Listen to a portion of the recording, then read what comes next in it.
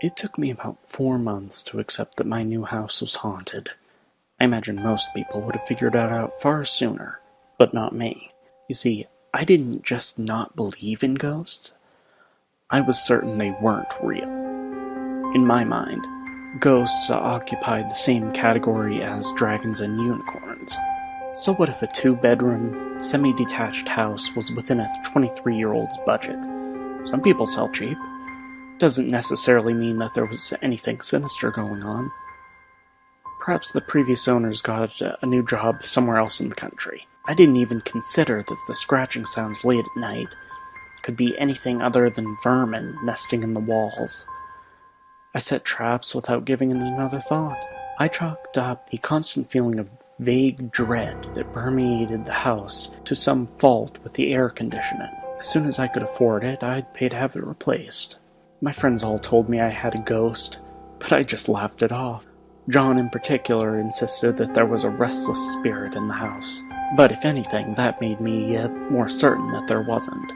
John believed in everything from psychics to aliens. He was the kind of person who spends a fortune on crystals and herbs. So yeah, it took a lot for me to finally accept that there was something off about the house. The first cracks in my comfortable little bubble of certainty came a few weeks ago. I'd been having a rough night's sleep, trapped in a nightmare that I just couldn't wake up from. In my dream, I was a med student working in a morgue. The doctors around me were hostile and rude, laughing and jeering at me.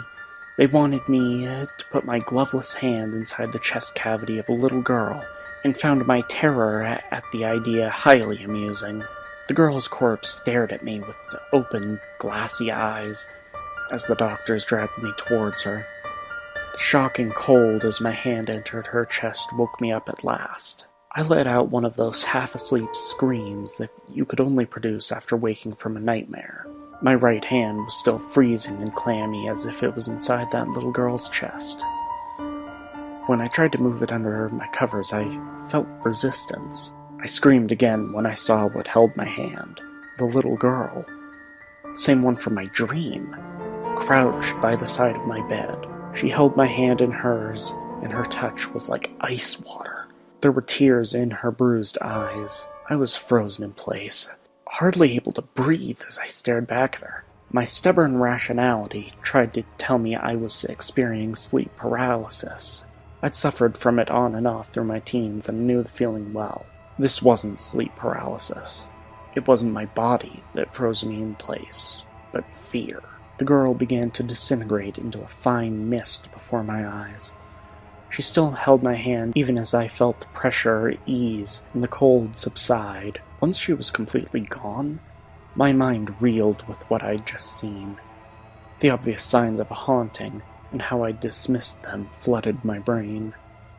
The scratching, the cheap house, the sense of dread, I'd ignored them all. There were other signs too. The sound of crying late at night that I chalked up to foxes or cats.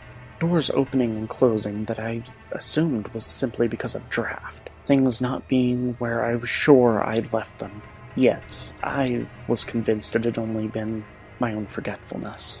But what did this mean? If ghosts were real, then could I expect to find up one morning and find dragons roaming the street? Could it be that demons and angels and psychics and all the other things I'd made fun of John for believing in were real too? No, that was ridiculous. Ghosts weren't real. They couldn't be. If you open up that door in your mind, the next thing you know, you'll be buying crystals from some hippie Wiccan. We live in a rational world. There was obviously a rational explanation. Sleep paralysis. Yes, that had to be it. Sure, it didn't feel like the episodes I'd had in my teens, but that didn't prove anything. Not all nightmares are the same, so why should sleep paralysis be? I feel somewhat ridiculous now. That's how my brain worked back then. I was one of the people who steps beyond rationality and into simple denial. At the time, my denial proved strong enough to get another week of blissful ignorance. Then John came round to visit. John just had to visit and screw everything up. How can you still be convinced there's no such thing as ghosts? He asked. pointing to the broken vase on the floor. We'd been watching football and sharing a few beers at my place when a vase fell off the mantelpiece. It was a large, heavy thing, and the sound of it shattering made us both leap out of our skin. Something had knocked it over, but it was far too big an ornament for it to have been a breeze. "Tremors," I said. "It was probably a tremor." I didn't feel anything. "Well, we've been drinking, haven't we?" "You're being ridiculous." I was being ridiculous, but I wasn't about to let John tell me that.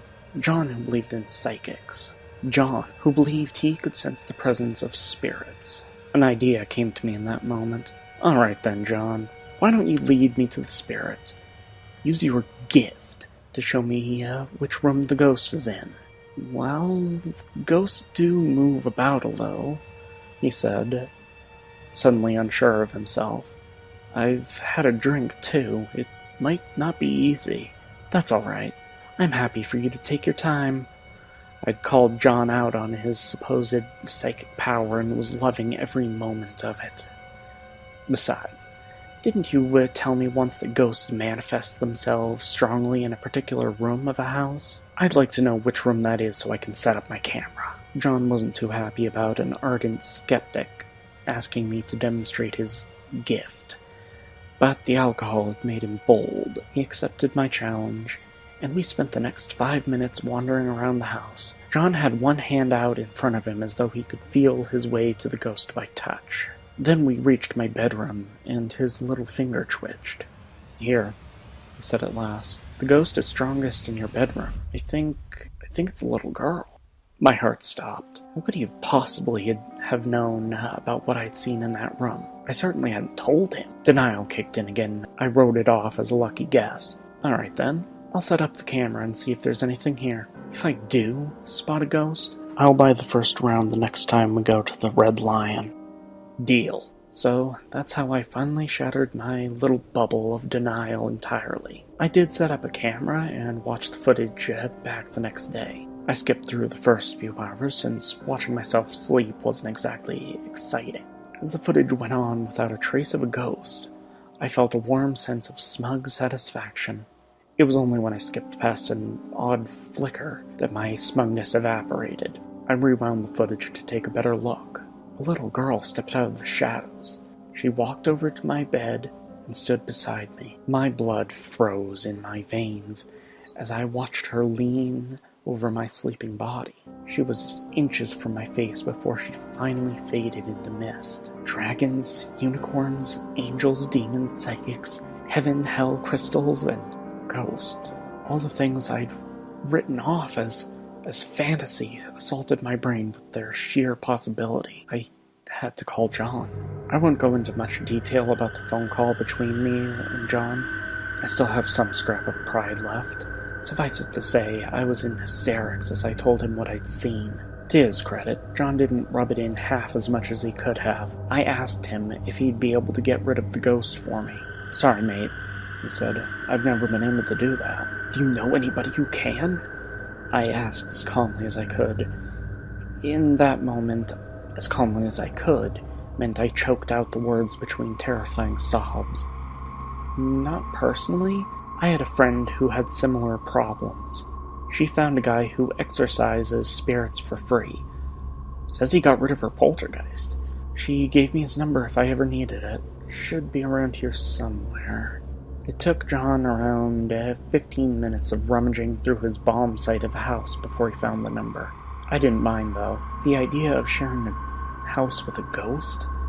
An actual ghost? The thought was intolerable to me. I'd take whatever help I could get. When he finally found the number, I thanked him profusely and wasted no time in calling it. The phone rang 3 times before it was answered. "Address?" The voice was cold and detached. "Hello. I was hoping you could help me. I have a ghost in my house, and a friend of mine told me you could deal with that sort of thing. Please, I'm terrified." "Address?" He didn't seem at all interested in comforting me. There was a chilly pragmatism in his voice that made the hairs on my neck prickle. Still, I was desperate, so I gave him my address. "I will be there at midnight," he said, and then promptly hung up. The wait was excruciating. I spent the rest of the day and evening smoking in my garden. I just couldn't bring myself to go inside my own house. Since I knew almost nothing about the world of supernatural horrors I'd been exposed to, I had no idea if that little girl would hurt me. I didn't know how I expected an exorcist to look, but when the man finally arrived, he didn't appear as I thought an exorcist would. He was no older than 30 and wore a plain white work shirt and blue jeans with black shoes. If anything, he looked like he belonged in a somewhat nice bar rather than a haunted house. "You have a ghost problem," he said. It wasn't a question, and there was no uncertainty in his voice. He said it blandly, as one might say, "It's raining outside." "Yes, a little girl," I answered. "Please, you have to help me." There was no warmth in his face as he observed me. Something about him made me uncomfortable, though I didn't know what it was at the time. Looking back, I think it was the faint trace of contempt in his eyes. "I can remove the spirit for you. Do you know where it manifests itself most strongly?" "Yes, in my bedroom. She sometimes watches me while I sleep. Children often have difficulty moving on." He said that as though it was the most normal sentence in the world.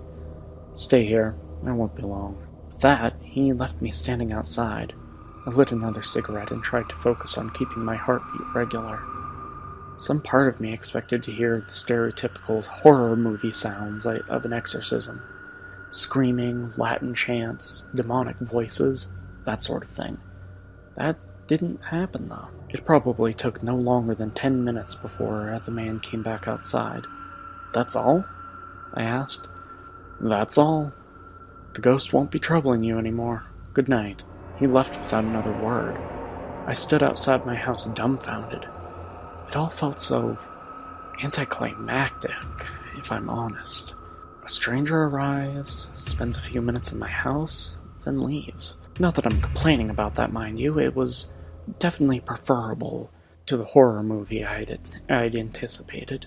When I finally worked up the courage to go back inside, the house immediately felt different. It was lighter somehow, less oppressive.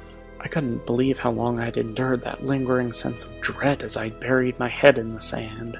I slept soundly that night. Maybe I could have ended the story here. I could have just gotten on with my life, content with the fact that my house was no longer haunted. My damned curiosity just wouldn't let me. You see, I remembered the camera I had set up in my bedroom. The Exorcist worked so quickly that I just had to see how he'd done it. I wish I hadn't watched that recording. The little girl was huddled in the corner of my bedroom with her hands over her eyes. My heart raced as I looked at her, that ghost girl who introduced me to the world of the supernatural. Then the exorcist stepped into the room, and the little girl began to cry more than ever. He walked over to her, and his shape began to blur. Shadows surrounded him, obscuring his features before solidifying into a spidery mass of limbs. I watched in horror as his talons lifted the girl into the air and dragged her towards him. The exorcist's jaws unhinged, revealing multiple rows of needle teeth. His eyes burned with pale fire as he consumed the little girl's spirit. Once he finished his meal, shadows receded and he appeared human once more. He turned to leave, but spotted the camera. He looked straight into it, straight into me, and smiled. Ghosts are real. I can no longer deny that. I know there's a world besides our own. I know that ghosts aren't the worst things out there. Hey everyone, I just wanted to say thank you for watching, and I hope you enjoyed the video. Thanks, see you next time. And remember, your death could be just around the corner.